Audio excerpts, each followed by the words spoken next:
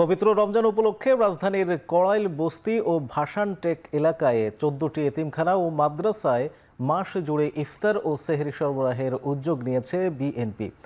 এর অংশ হিসেবে বৃহস্পতিবার বিকেলে রাজধানীর পশ্চিম ভাসানটেক থানা সংলগ্ন জামিয়া কোরবানিয়া তালিমিয়া দাওরা হাদিস মহিলা মাদ্রাসা ও এতিমখানা পরিদর্শনে যান প্রধানমন্ত্রী তারেক রহমানের সহধর্মিণী ডাক্তার জুবাইদা রহমান এবং কন্যা জাইমা রহমান।